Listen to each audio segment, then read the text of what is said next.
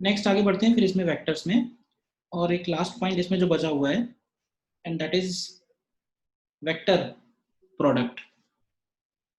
ठीक है, vector product या फिर उसको हम लोग क्रॉस प्रोडक्ट भी बोलते हैं। तो नेक्स्ट हेडिंग पड़ेगा वेक्टर प्रोडक्ट,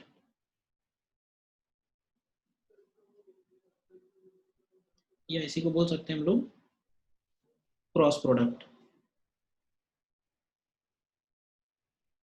ठीक है, अब देखो खास बात यही है कि वेक्टर प्रोडक्ट और स्केलर प्रोडक्ट में बेसिक डिफरेंस ये था कि स्केलर प्रोडक्ट में जो आंसर आता है वो स्केलर क्वांटिटी आता है, जैसे फोर्स इनटू डिस्प्लेसमेंट मल्टीप्लाई करते हैं तो हमको वर्क डन मिलता है which is a scalar quantity. और वेक्टर प्रोडक्ट में ए और बी का अगर हम लोग दो क्वांटिटीज का मल्टीप्लाई करें तो हमको जो आंसर मिलेगा वो एक वेक्टर क्वांटिटी होता है। ठीक है, अब देखो क्रॉस प्रोडक्ट को हम लोग डिफाइन कैसे करते हैं, इसको इस तरह से लिखते हैं, ए क्रॉस का साइन लगाते हैं, ए क्रॉस बी। ठीक है ना, और ए क्रॉस बी जो है वो एक वेक्टर क्वांटिटी है।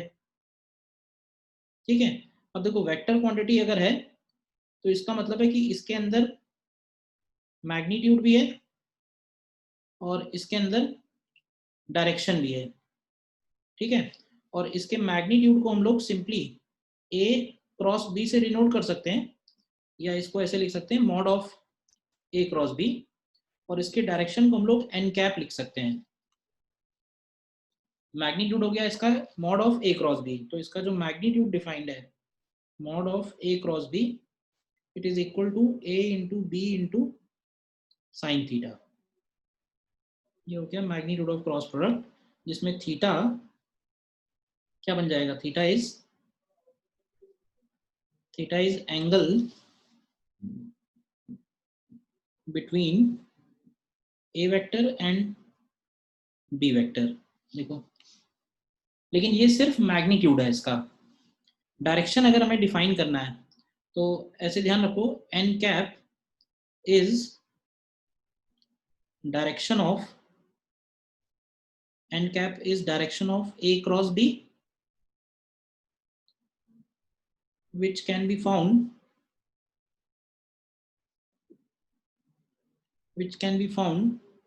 using right hand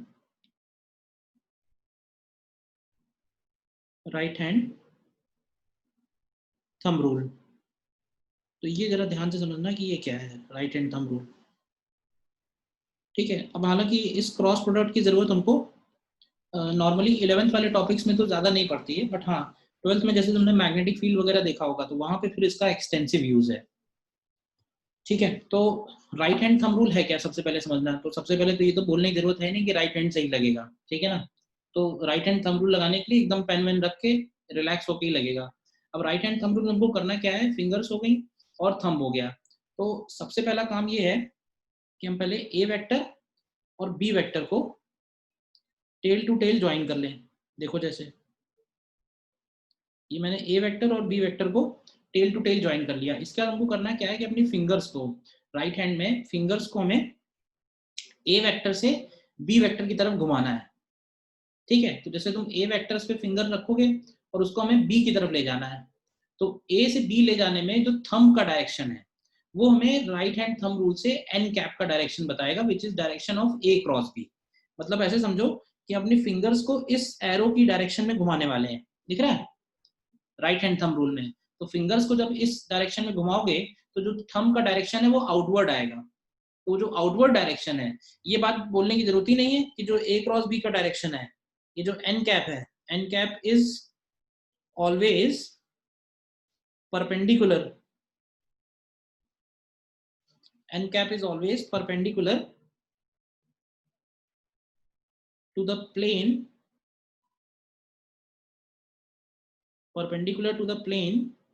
containing a vector and b vector। मतलब a और b जिस प्लेन में लाई कर रहे हैं, एन कैप हमेशा उस प्लेन के परपेंडिकुलर ही होगा। तो अगर मैंने जैसे ए और बी कॉपी पे बनाए हैं, ए और बी हमारे कॉपी पे दिख रहे हैं, प्लेन में दिख रहे हैं, तो ए क्रॉस बी का जो डायरेक्शन होगा वो डेफिनेटली उस प्लेन के परपेंडिकुलर होगा। अब उस प्लेन के परपेंडिकुलर दो ऑप्शन है, या तो हम इनवर्ड बोलेंगे या फिर हम आउटवर्ड बोलेंगे। एक और आसान तरीका है इसको याद रखने का, जिसको हम लोग मैक्सवेल्स स्क्रू रूल बोलते हैं, ठीक है, यूजिंग मैक्सवेल्स स्क्रू रूल, ठीक है। अब ये मैक्सवेल्स स्क्रू रूल क्या है? अरे देखो, जैसे सिंपल बताओ, बॉटल का कैप तो सभी लोग बॉटल ओपन और क्लोज तो करते ही है ना, ठीक है। तुम ऐसे सोचो कि वो जो बॉटल का कैप है, अगर हम उसको इस डायरेक्शन में घुमाएं, एंटी क्लॉकवाइज जिसको बोल रहे हैं, एरो के डायरेक्शन में, तो बॉटल का कैप अगर तुम एंटी क्लॉकवाइज घुमा रहे हो, तो तुम्हें क्या लगता है कि वो बॉटल का कैप बाहर की तरफ आएगा, ओपन होगी बॉटल, या क्लोज होगा? दो ही पॉसिबिलिटी है, क्यों भाई? तो अगर तुम एंटी क्लॉकवाइज घुमाते हो तो बॉटल का कैप ओपन होगा, तो कैप जो है वो बाहर की तरफ आएगा। कैप बाहर आएगा, दैट मीन्स वो आउटवर्ड डायरेक्शन हो गया। बोलो। तो ये जो आउटवर्ड डायरेक्शन है, इस आउटवर्ड डायरेक्शन को हम लोग कॉपी पे अगर रिप्रेजेंट करना है तो हम ऐसे रिप्रेजेंट करते हैं, इसको डॉट लिखते हैं। तो ये जो डायरेक्शन हो गया, ये ए क्रॉस बी का डायरेक्शन हो गया, या फिर एन कैप का डायरेक्शन हो गया। तो मुझे लगता है कि वेक्टर प्रोडक्ट में जो कोई एक पॉइंट परेशान कर सकता है, तो वो सिर्फ और सिर्फ डायरेक्शन है। तो डायरेक्शन बताओ पहले, क्लियर है या नहीं है? Direction of A cross B, चाहे तुम स्क्रू रूल से निकालो या राइट हैंड थंब रूल से निकालो, बोलिए।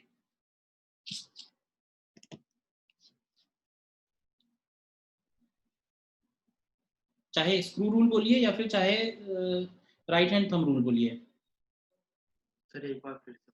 इसमें मैंने ये बोला है, देखो राइट हैंड थंब रूल अगर लगाना है तो अपने राइट हैंड की फिंगर्स को हमें पॉइंट ए से, मतलब वेक्टर ए की तरफ से वेक्टर बी की तरफ ले जाना है। तो जब उसको वेक्टर ए से बी की तरफ घुमाएंगे तो ये थंब का डायरेक्शन बाहर की तरफ आएगा। जैसे तुमने अगर अपनी कॉपी हॉरिजॉन्टल में रखी हुई है तो तुम्हारा थंब ऐसे नजर आएगा। मेरे लिए सामने आ रहा है तो मैं इसलिए ऐसे बना रहा हूँ। तो अपनी कॉपी के हिसाब से अगर चलो, तुमने अपनी कॉपी हॉरिजॉन्टल प्लेन में रखी है, तो अगर कॉपी हॉरिजॉन्टल प्लेन में है तो vector A vector B horizontal plane में है, तो ए क्रॉस बी का जो डायरेक्शन है वो हमेशा वो परपेंडिकुलर ही बनेगा, या तो अपवर्ड होगा या डाउनवर्ड होगा। अब तुम्हें ये पता करना है कि अपवर्ड है या डाउनवर्ड है। परपेंडिकुलर है ये तो कंफर्म है।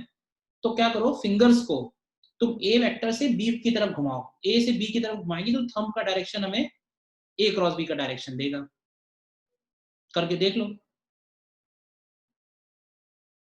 जैसे तुमने कॉपी अपनी रखी हुई है हॉरिजॉन्टल में, तो बॉटल का कैप हॉरिजॉन्टल में रखो। तो बॉटल का कैप जब हम ए से बी की तरफ घुमाएंगे, यानी ए क्रॉस बी एंटी क्लॉकवाइज, तो तुम देखो बॉटल का जो कैप है उसका ट्रांसलेशन किधर हो रहा है, तो उसका ट्रांसलेशन ऊपर की तरफ हो रहा है। तो तुम्हारी कॉपी के हिसाब से अपवर्ड डायरेक्शन हो गया। बोलिए। Yes sir. क्लियर है? यस सर, क्लियर है। ठीक है ना, नोट कर लो इसमें। इसके बाद इसमें जो इंपॉर्टेंट पॉइंट है वो देखते हैं one by one.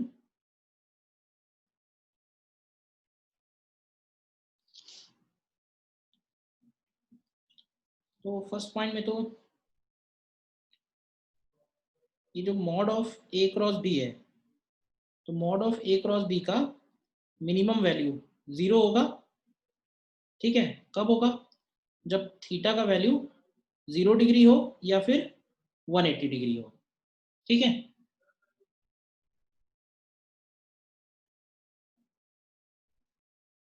Mod of A cross B का minimum value, mod of A cross B का मिनिमम वैल्यू 0 बनेगा व्हेन थीटा का वैल्यू 0 डिग्री हो या फिर 180 डिग्री हो। ठीक है ना। और ऐसी सिचुएशन में हम लोग बोलते हैं कि ए क्रॉस बी, अब देखो होता क्या है कि A cross B vector quantity है, तो ए क्रॉस बी इक्वल टू 0 अगर लिखते हैं, ए क्रॉस बी अगर 0 लिखते हैं तो वो इक्वेशन गड़बड़ हो जाएगी। गड़बड़ इसलिए हो जाएगी क्योंकि उसका जो लेफ्ट हैंड साइड है वो वेक्टर है, और राइट हैंड साइड पे जो 0 लिखा हुआ है वो स्केलर है। तो ये गड़बड़ हो जाएगी। तो इस गड़बड़ को सही करने का तरीका ये है कि हम इसमें 0 नहीं लिखते हैं, इसको भी बोलते हैं दिस इज 0 वेक्टर। समझ गए? तो ए क्रॉस बी 0 वेक्टर के इक्वल बनेगा किस कंडीशन में? व्हेन थीटा इज 0 डिग्री और 180 डिग्री। 0 डिग्री और 180 डिग्री। ठीक है, नेक्स्ट देखते हैं। सर हाँ बोलिए। Sir when theta is equal to 270 degree. हाँ तो सर क्या होगा, ये मिनिमम नहीं होगा? ये कैसे मिनिमम हो गया सर? क्योंकि वहां पर साइन थीटा का मान माइनस में होगा ना सर वैल्यू। अरे बात समझो, दो वेक्टर्स के बीच का जो एंगल है वो 0 से लेके 180 के बीच में ही। Okay, yes sir I get that. तो 270 बोलोगे तो मैं कहूंगा 270 थोड़े ना है, वो तो 90 है। Yes sir I get that. Mod of A cross B का maximum value A into B बनेगा, ठीक है। और ए इंटू बी कब बनेगा? जब थीटा का वैल्यू 90 डिग्री होगा। यानी कि इस केस में बोल सकते हैं कि क्रॉस प्रोडक्ट मैक्सिमम है फॉर परपेंडिकुलर वेक्टर्स।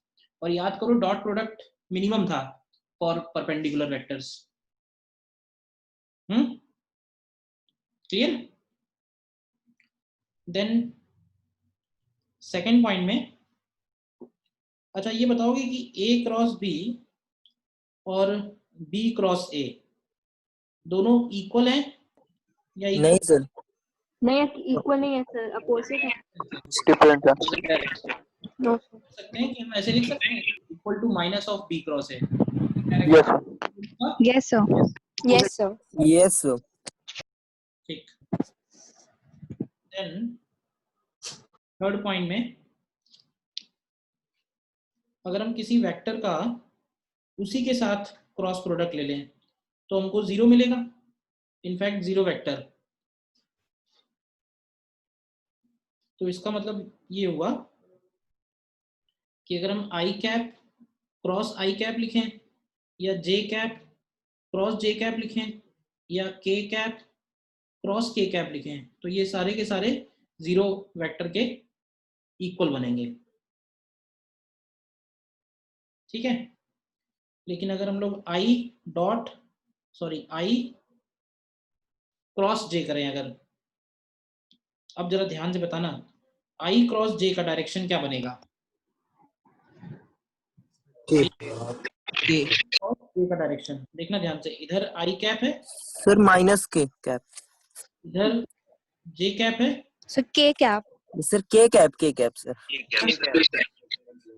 तो अपने कॉपी पे विजुलाइज कर लो, क्योंकि 3 डायमेंशन है ना, तो ड्रॉ करके तो ज्यादा नहीं बता सकते हैं। कॉपी पे विजुलाइज करो और ऐसे सपोज करो कि आई कैप और जे कैप तुम्हारे कॉपी के प्लेन में है।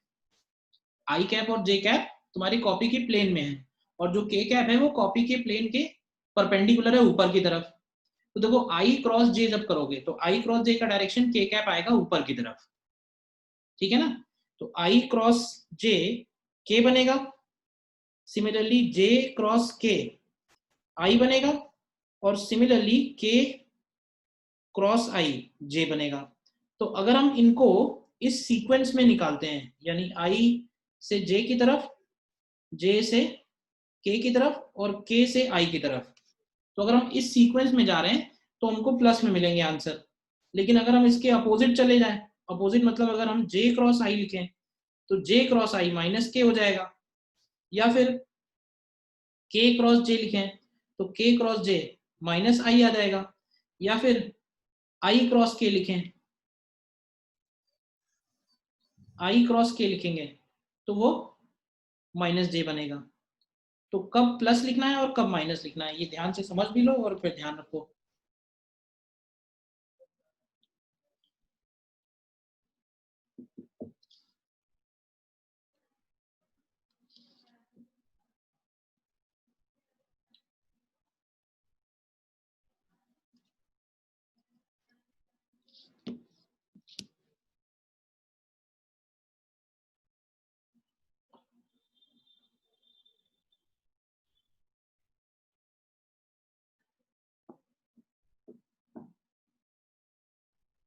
ठीक है,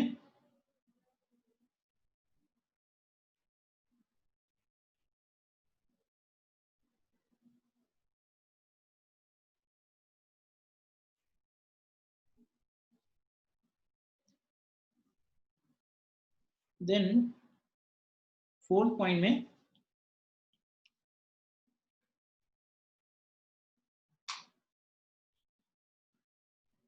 में जैसे हमें डॉट प्रोडक्ट देखा था वैसे ही क्रॉस प्रोडक्ट भी है। जैसे ए क्रॉस बी प्लस सी करना है तो हम इसको ए क्रॉस बी प्लस ए क्रॉस सी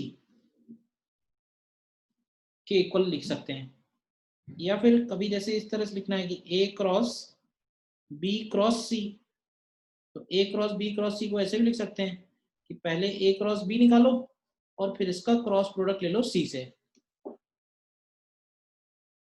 ठीक है ना।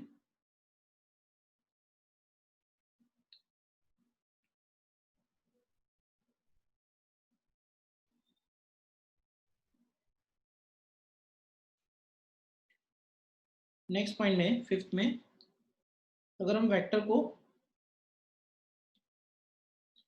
इस तरह से लिख रहे हैं A1 i cap plus A2 j cap plus A3 k cap, और बी वेक्टर को लिख रहे हैं B1 i cap plus B2 j cap plus B3 k cap, तो यहाँ से A क्रॉस B को हम लोग डिटर्मिनेंट की फॉर्म में निकाल सकते हैं, ठीक है।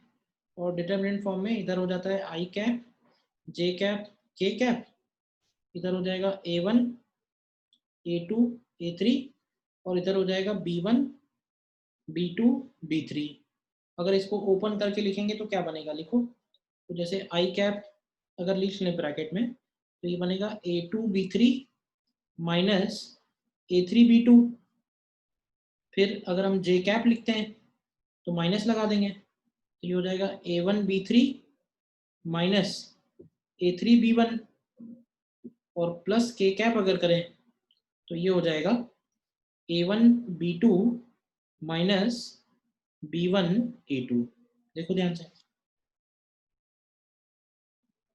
क्लियर है पॉइंट।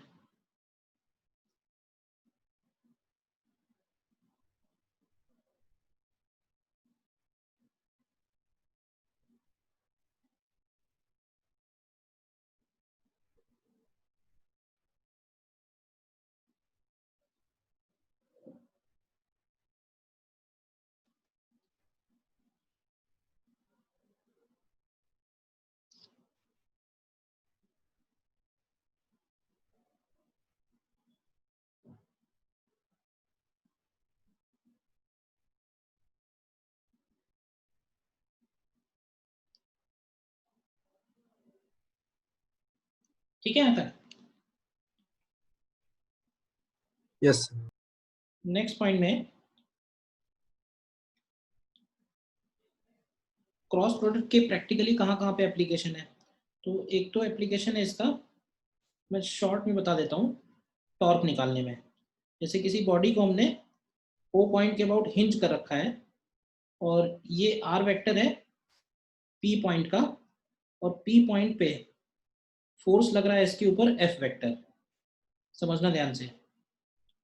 तो यहाँ पे हम लोग डिफाइन करते हैं torque acting on body about O, torque acting on body about O, about O जो टॉर्क होगा that is equal to R cross F, ठीक है ना। ध्यान से ये जरूर देखना कि R कौन सा वेक्टर है, ठीक है ना। R उस पॉइंट का पोजीशन वेक्टर है जहां पे वो फोर्स लग रहा है। ये जो पॉइंट है ये कहलाता है point of application, point of application of force, point of application of force, ठीक है। और जिस लाइन के अलॉन्ग लग रहा है फोर्स, इसको हम लोग बोलते हैं line of application, point of application, line of application, ठीक है। और कहाँ कहाँ पे है, और एक इक्वेशन सर्कुलर मोशन में आती है, सर्कुलर मोशन में v इक्वल टू हम लोग क्या लिखते हैं, v equal to omega cross r, मालूम है ये। पार्टिकल अगर सर्कुलर मोशन परफॉर्म कर रहा है तो ये होता है पार्टिकल का आर वेक्टर, ये होता है पार्टिकल का वी वेक्टर, और ये होता है पार्टिकल का ओमेगा वेक्टर। पार्टिकल का जो ओमेगा वेक्टर होता है वो प्लेन के बाहर है, ठीक है, और आर वेक्टर राइट साइड में है, तो ओमेगा क्रॉस आर करोगे तो वी आएगा। बताओ ये बात चेक कर पा रहे हो इस डायग्राम में?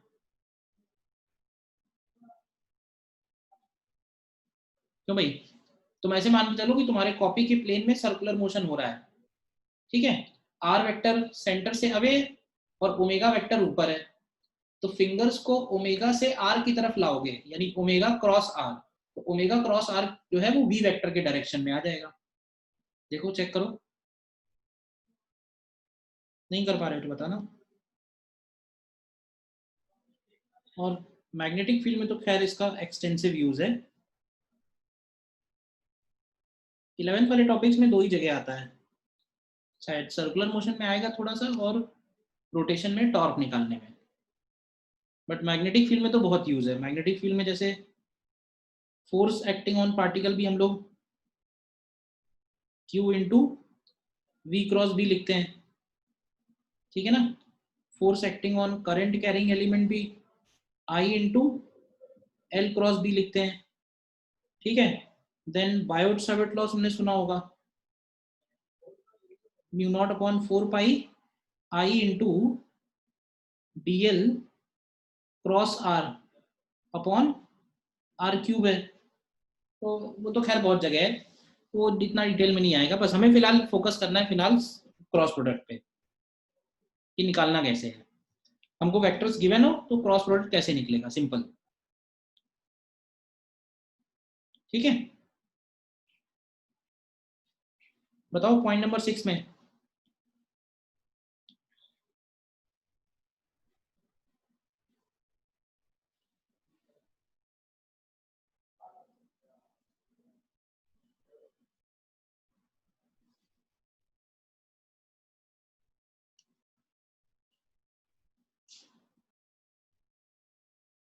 ये और देखना पॉइंट नंबर 7 में,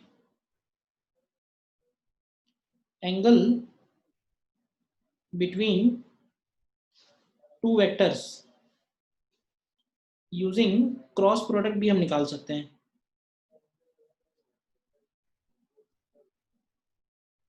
angle between two vectors using cross product, तो यूजिंग क्रॉस प्रोडक्ट हम लोग क्या लिखते हैं, ए क्रॉस बी का जो मैग्नीट्यूड है उसको लिखते हैं ए बी साइन थीटा। तो यहाँ से हम लोग साइन थीटा की वैल्यू लिख सकते हैं, sine theta is equal to mod of A cross B, mod of A cross B upon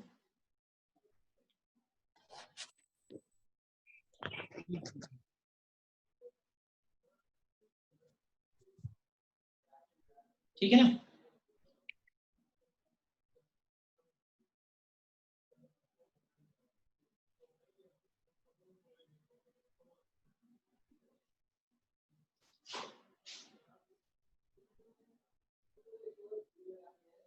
but यहाँ पे कंफ्यूजन ये आता है कि यहाँ पे there will be two values of theta, जिसमें से एक वैल्यू एक्यूट और दूसरी वैल्यू ऑब्ट्यूस आएगी। तो ये है कि उन दोनों में से कोई एक थीटा हो सकता है, तो इसलिए इसको प्रेफर नहीं करते हैं एंगल निकालने के लिए, डॉट प्रोडक्ट को प्रेफर करते हैं, उससे एग्जैक्ट एंगल निकल आएगा। देन पॉइंट नंबर 8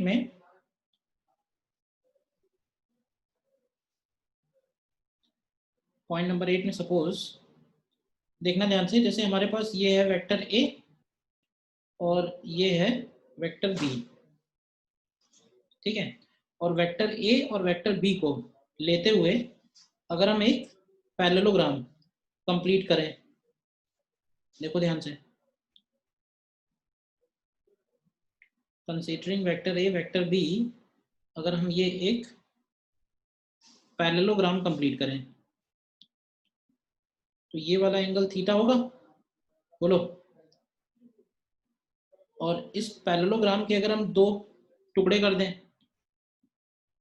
देखो ध्यान से, तो ये क्या दो ट्रायंगल बन जाएंगे। दो ट्रायंगल अगर बन रहे हैं यहाँ पे ध्यान से देखो, तो इन दोनों ट्रायंगल में ये जो ट्रायंगल की हाइट आ रही है, ये वाली हाइट, ये जरा चेक करो क्या बनेगी। ये हाइट ऑफ ट्रायंगल निकल के आएगा बी साइन थीटा आएगा, और ये जो वेक्टर लिखा हुआ है ये ए है। तो ये बताओगे कि इस ट्रायंगल का जो एरिया है, area of each triangle, area of each triangle, तो ये हो जाएगा हाफ ऑफ बेस और इनटू हाइट। देखो ध्यान से बनेगा। और देखो ए बी साइन थीटा को क्या हम लोग mod of A cross B, mod of A cross B by 2 कर सकते हैं। और अगर हमें एरिया ऑफ पैरेललोग्राम निकालना हो,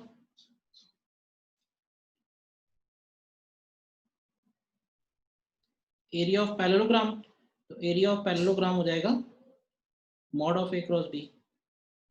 तो ये 2 पॉइंट और हमें ध्यान रखना है, area of parallelogram and area of triangle.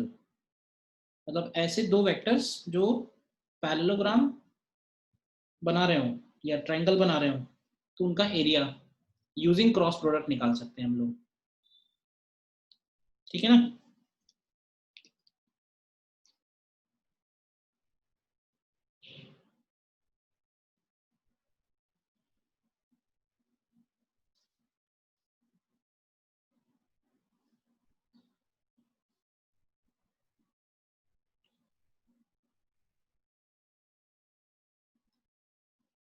ठीक है।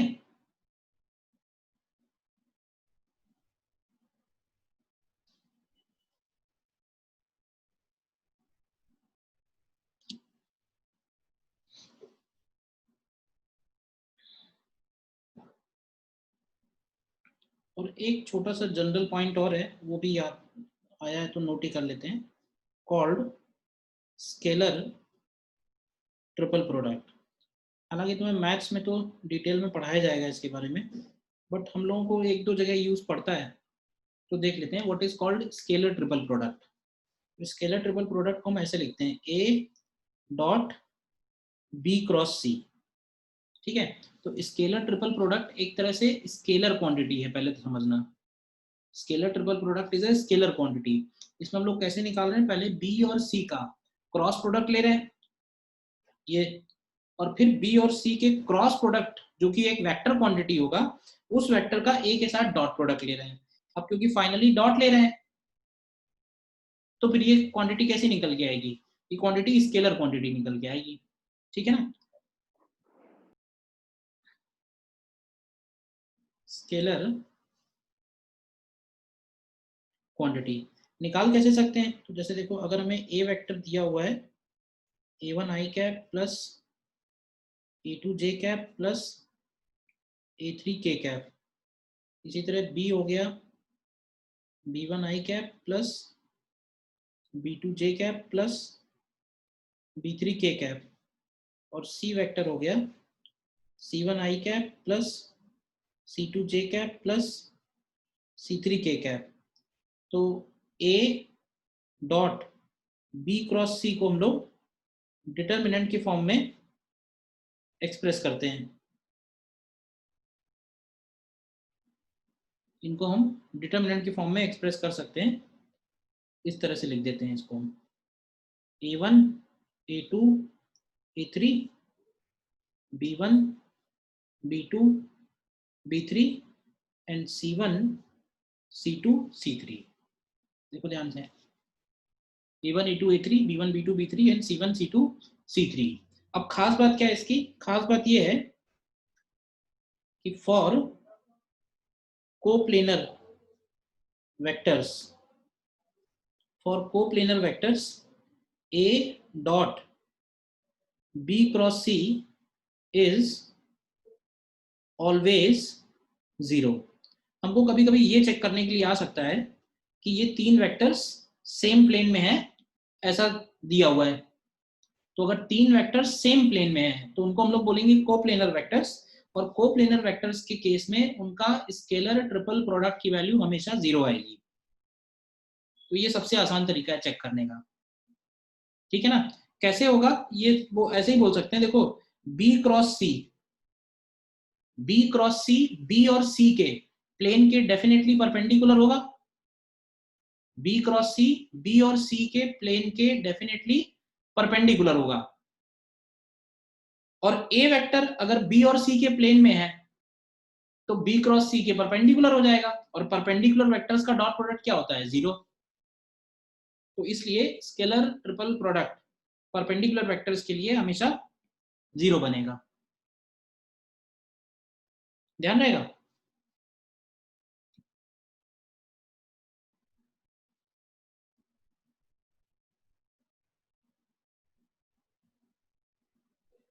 देखो इसमें फिर कुछ प्रॉब्लम्स करते हैं, थ्योरी में तो वेक्टर्स में इतना ही है।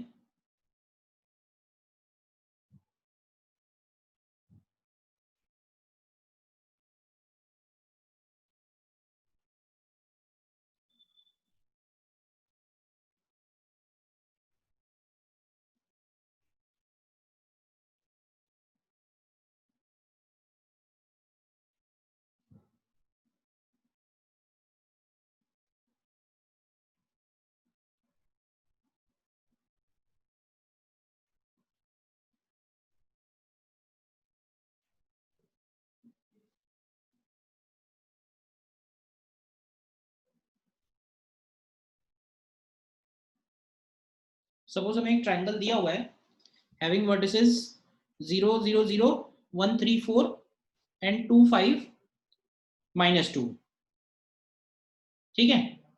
तो इन तीनों वर्टिसेस से जो ट्रायंगल बनेगा उसका हमको एरिया फाइंड करना है। निकाल सकते हो, कोऑर्डिनेट ज्योमेट्री यूज नहीं करनी, तुम्हें वेक्टर्स यूज करना है। करो ट्राई इसको, क्या आएगा।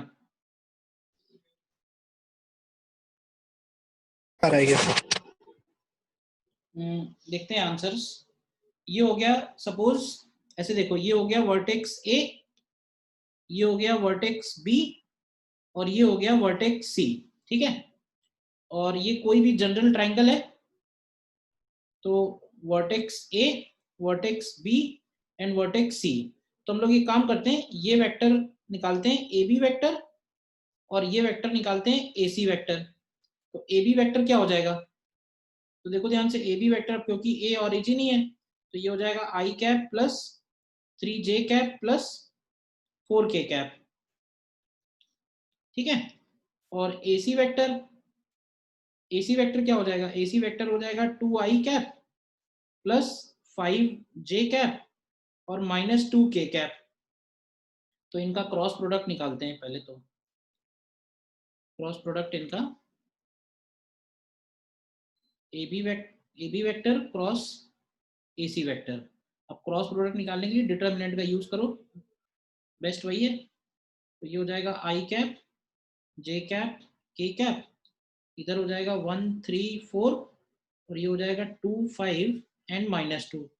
निकालो जरा क्या आएगा, कितना आता है क्रॉस प्रोडक्ट।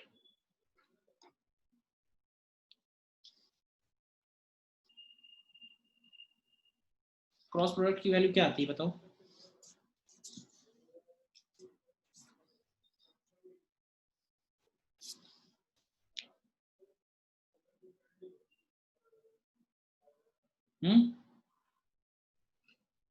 ये हो जाएगा आई ब्रैकेट -6 -20, देखो ध्यान से, एंड जे कैप -2 -8 और के कैप 5 -6। तो ये निकल के आएगा -26 I cap -26i plus 10j cap and -k cap, correct.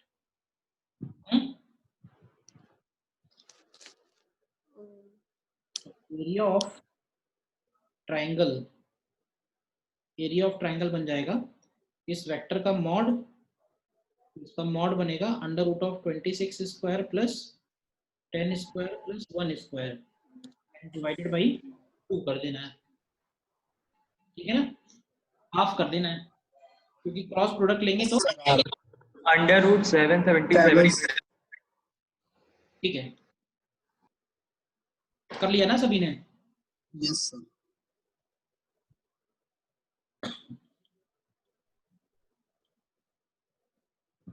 अगर 0 लेंगे हाँ बताओ क्या पूछ रहे हो doubt?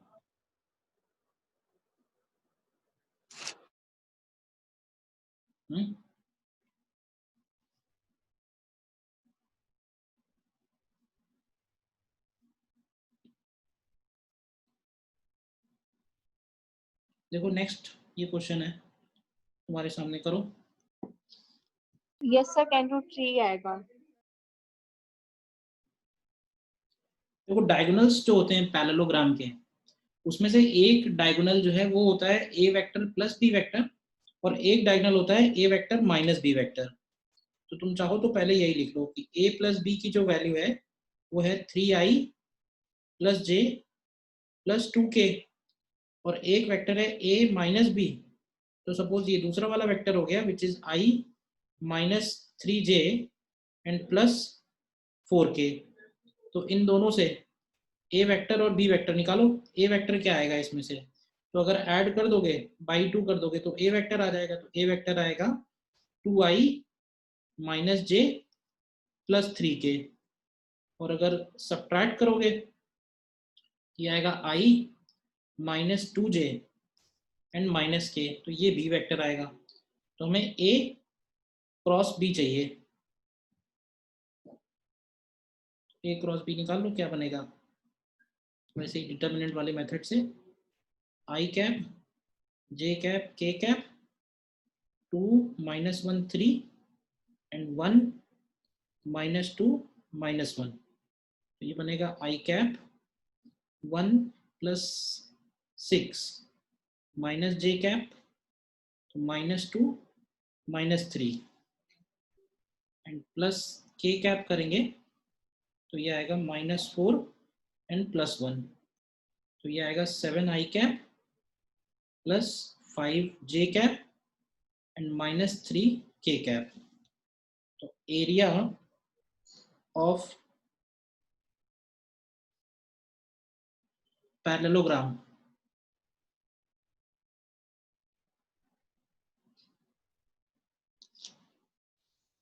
a plus B given है, a प्लस बी गिवन है, a माइनस बी गिवन है, ठीक है। तो इससे a वेक्टर और b वेक्टर निकल आएगा, ऐड करेंगे सब्ट्रैक्ट करेंगे, उसके बाद a क्रॉस b निकाल रहे हैं हम लोग।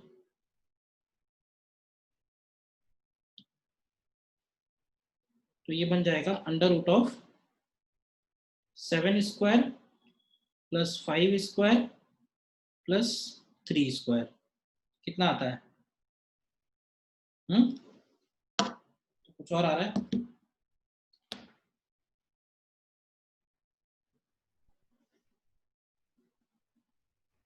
अंडर रूट ऑफ 83 आ रहा है। क्यों भाई, क्या प्रॉब्लम थी? सर क्या स्टार्टिंग में vector a plus vector b ये कैसे आ गया सर? हम लोग ने तो वो माना था डायरेक्टली, मतलब एक डायगोनल को 3i cap plus j cap plus 2k cap माना था और दूसरे डायगोनल को ये माना था, और उनका क्रॉस प्रोडक्ट निकाल के।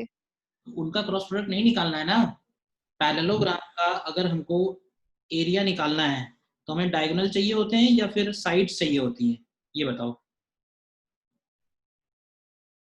चाहिए होते हैं, लेकिन ये वेक्टर तो डायगोनल का ही दिया गया है ना। सुनो सुनो पहले देख लो डायग्राम ध्यान से, ये वेक्टर है और ये बी वेक्टर है, ठीक है। तो अगर हम पैरेललोग्राम कंप्लीट करते हैं ये वो पैरेललोग्राम बनेगा, करेक्ट। अब ये तो डायगोनल क्या है, डायगोनल ये ए और बी थोड़े ना है, डायगोनल तो ये वाला वेक्टर सो हाँ ये वाला होगा। और एक डायगोनल ये वाला वेक्टर होगा। Yes sir. तो हमको कौन से वेक्टर गिवन है क्वेश्चन में? हमको डायगोनल गिवन है, यानी ये वेक्टर गिवन है, आर वेक्टर गिवन है और एस वेक्टर गिवन है। अब ये बात हम लोग पहले डिस्कस कर चुके हैं कि ये जो आर वेक्टर होता है ये होता है ए प्लस बी, और ये जो एस वेक्टर होता है ये होता है ए माइनस। तो हमको यस सर। गिवन है वो आर और एस गिवन है, तो आर क्रॉस एस से एरिया नहीं आएगा, एरिया तो ए क्रॉस बी से आएगा। तो आर और एस की हेल्प से पहले हम लोगों ने ए और बी फाइंड किए हैं, क्या बनेंगे। Yes sir, yes sir, clear है? Yes sir, okay, yes sir, yes sir.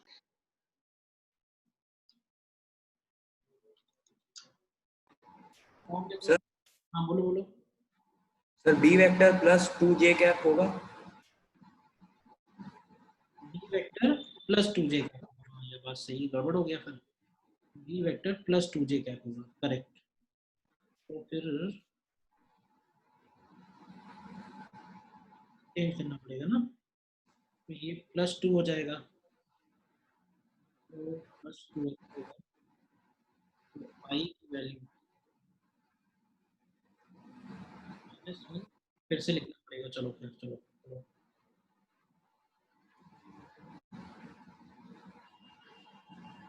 देखो क्या आता है। okay?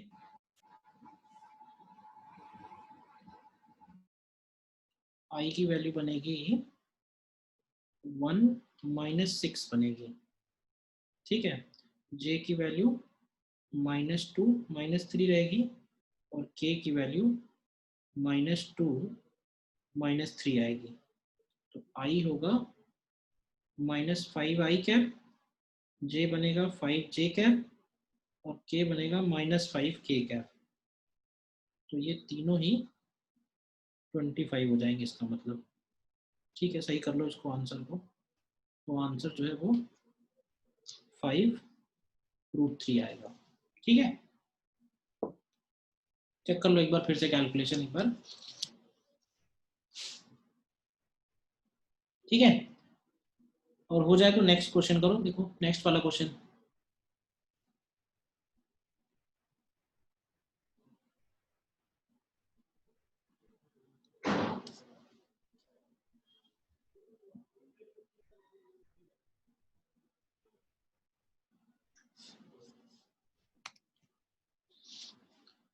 देखो इसमें हमको 4 पॉइंट्स दिए हुए हैं, और हमें प्रूफ ये करना है कि चारों पॉइंट्स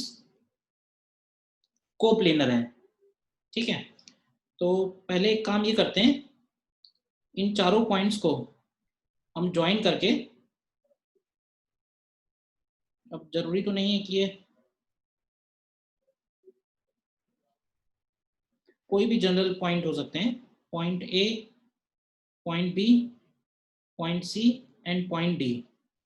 देखना ध्यान से, तो पॉइंट ए हो गया 4,5,1, पॉइंट बी हो गया 0, -1, -1, पॉइंट सी हो गया 3, 9, 4, और पॉइंट डी हो गया -4, -4, -4। देखो अब हमें प्रूफ ये करना है कि ये चारों पॉइंट्स को अगर हम ज्वाइन करते हैं तो ये चारों पॉइंट सेम प्लेन में होंगे, ठीक है, एक ही प्लेन में होंगे। तो हम एक काम ये भी कर सकते हैं कि हम एक वेक्टर ले लें ए बी वेक्टर, और एक वेक्टर ले लें हम लोग ए सी वेक्टर, और एक वेक्टर हम लोग ले लें ए डी वेक्टर। तो अगर हम ये प्रूव कर पाए कि ये तीनों वेक्टर्स कोप्लेनर हैं, तो इससे ये भी बात प्रूफ हो जाएगी कि तीनों चारों पॉइंट्स कोप्लेनर हैं। तो ए बी वेक्टर निकालो, कितना आएगा। वेक्टर ए बी कैसे निकालेंगे, तो b माइनस ए करते हैं। ए बी वेक्टर का मतलब है b का कोऑर्डिनेट माइनस ए का कोऑर्डिनेट। तो ए बी वेक्टर हो जाएगा -4 आई कैप, -6 जे कैप एंड -2 के कैप। इसी तरह से ए सी वेक्टर निकालो, ए सी वेक्टर की वैल्यू बनेगी 3 - 4 यानी -आई कैप, फिर 9 - 5 यानी 4 जे कैप, और फिर 4 - 1 यानी कि 3 के कैप। और इसी तरह से ए डी वेक्टर निकालो, तो ए डी वेक्टर की वैल्यू हो जाएगी -4 - 4 यानी कि 8 आई कैप। सर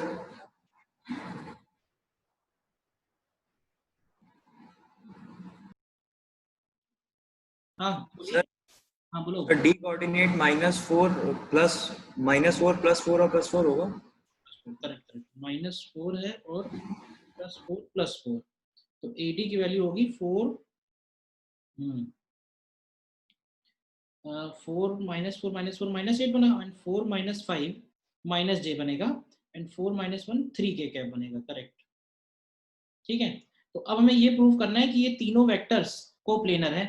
तो कोप्लेनर वेक्टर्स के लिए क्या करो, इनका डिटर्मिनेंट निकालते हैं, यानी कि स्केलर ट्रिपल प्रोडक्ट, मालूम है ना। और वो स्केलर ट्रिपल प्रोडक्ट 0 आना चाहिए। तो ये -4 -6 -2 -1 4 और 3 और -8 -1 और 3, जरा निकालो क्या आता है। 0 आता है ये, देख लो सॉल्व करके। Yes sir. ठीक है ना।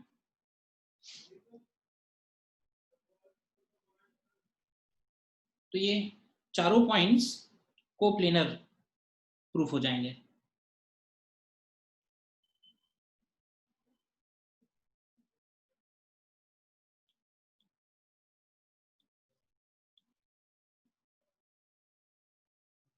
और देखो नेक्स्ट क्वेश्चन एक है करके।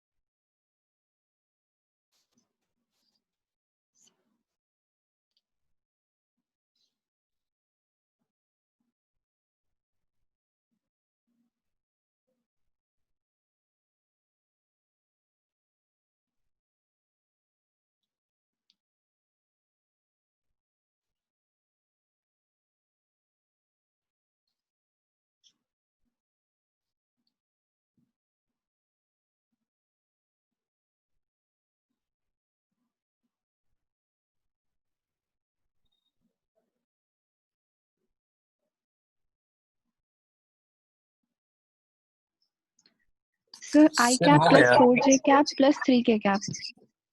अपॉन √39। √20। सर यूनिट वेक्टर निकालना है, हाँ, तो सर वेक्टर के फॉर्म में। इसका आंसर हम वेक्टर फॉर्म में देंगे, यूनिट वेक्टर निकालना है ना। सर तो वेक्टर के फॉर्म में I cap plus 4j cap plus 3k cap आ। +3k कैप, लेकिन यूनिट है तो इसके मॉड से भी डिवाइड कर तो देंगे। अपॉन √26। और क्या सर, अपॉन मॉड तो लेंगे ही ना। Yes sir. आ रहा है सभी का। Yes sir.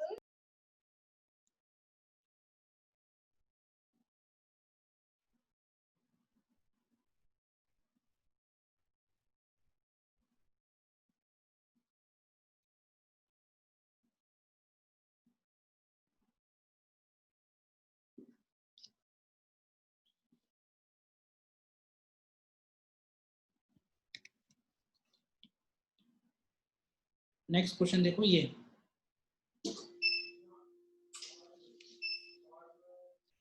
नेक्स्ट क्वेश्चन देखो, ये करके देखो। इसके पहले वाला तो नहीं बताना ना किसी को।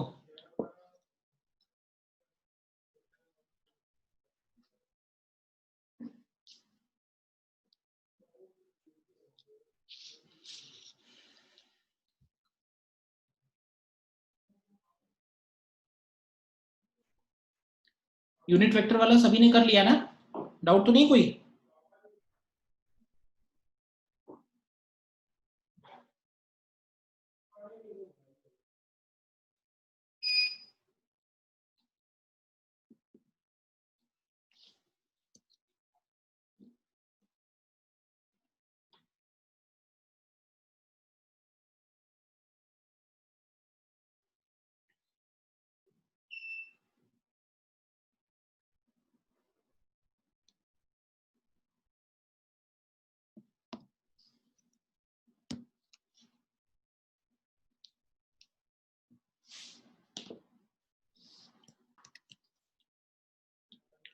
देखो ध्यान से क्या करेंगे इसमें। कह रहा है mod of a plus B is equal to √3 times mod of a minus B है, और first time t equal to tau पे ऐसा है, तो टाउ हमें बताना है, मतलब फर्स्ट टाइम ऐसा कब होगा। अब क्योंकि कॉस और साइन के फंक्शन है, ट्रिग्नोमेट्रिक है, तो रिपीटेड आंसर्स बनेंगे। तो बताओ सबसे पहले a माइनस बी और a प्लस बी की वैल्यू क्या बनेगी। a plus B, mod of a plus B is √3 times a minus B, कब होगा।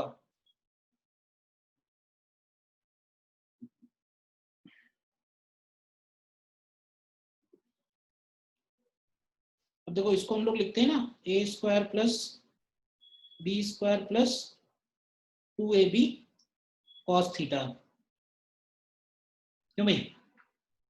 और ये हो जाएगा 3 times a square plus B square plus minus बन जाएगा -2ab cos theta, theta in दोनों के बीच का एंगल हो जाएगा।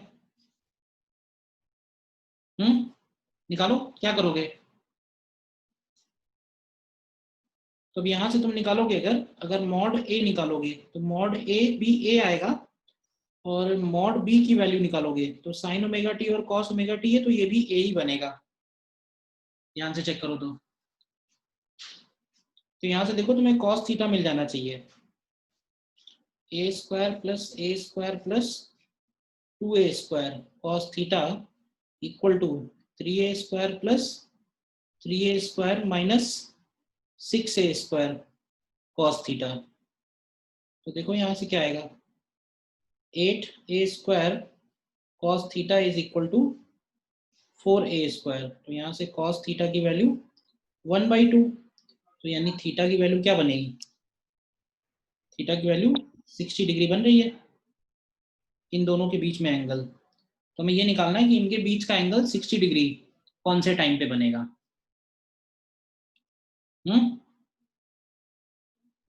अब तुम चाहो तो ड्रॉ करके भी कर सकते हो। तो ये हो गया ए वेक्टर दिया हुआ है ए आई कैप, और ये हो जाएगा इधर बी वेक्टर इधर से ओमेगा टी एंगल बना रहा है, मैग्नीट्यूड इसका भी ए है, लेंथ इसका भी ए ही है, ठीक है ना। तो A cos omega T I cap है, A sine omega T J cap है। तो सीधे सीधे बोल सकते हैं कि ओमेगा टी की वैल्यू पाई बाई कितना 3। तो यहाँ से टी देख लो क्या आएगा, टी की वैल्यू 2 आ जाएगी। कर लिया था ना, बोलिए। Yes sir.